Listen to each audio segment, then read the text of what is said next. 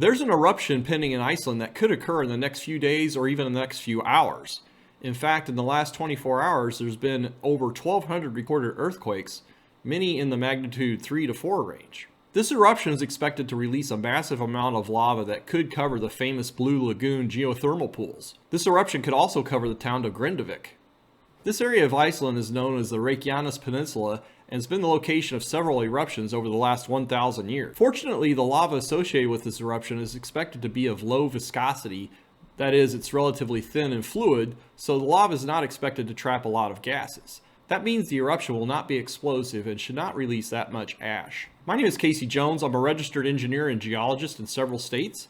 On this channel, I typically cover topics related to civil engineering and geotechnical engineering, but I have to admit that stories about volcanic eruptions fascinate me. Iceland's home to over 130 volcanoes. Many of them are stratovolcanoes such as Mount Rainier in Washington state. A large eruption in 1783 in Iceland produced so much poison gas that it killed thousands of sheep and cattle. The large amount of ash produced obscured the sunlight for weeks, such that crop failure led to the starvation deaths of 20% of the population of Iceland. So why is Iceland so volcanically active? Most of you are aware that the Earth's crust is made up of 7 major and 8 minor tectonic plates. There are plate boundaries that are compressing, such as the one between the India and Eurasia plates that's produced the Himalayan mountain range over the last, say, 40 to 50 million years. You also have plate boundaries that diverge, such as the ones between North America and Eurasian plates that produce this mid-Atlantic ridge. This ridge is 40,000 miles long and is the longest mountain range on Earth. This ridge is formed because there is a volcanic hotspot in the mantle that acts like a blowtorch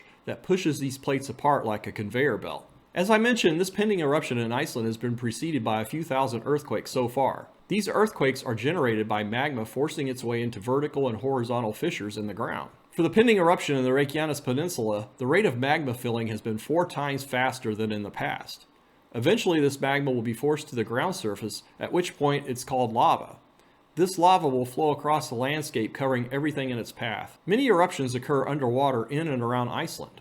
For example, the island of Surtsey formed in just a period of months in 1963 as an undersea fissure produced enough lava to rise above the surface of the ocean. For the pending eruption in Reykjanes Peninsula, the fishing village of Grindavik, home to approximately 3,000 people, has been evacuated in recent days. Also, the government of Iceland has issued a state of emergency warning for the western portion of Iceland. Some experts have said that the eruption could actually be initiated within the Blue Lagoon geothermal spa. So it'll be interesting to see how this pending eruption unfolds in Iceland. If you like this content, please hit those like, subscribe, and notification buttons.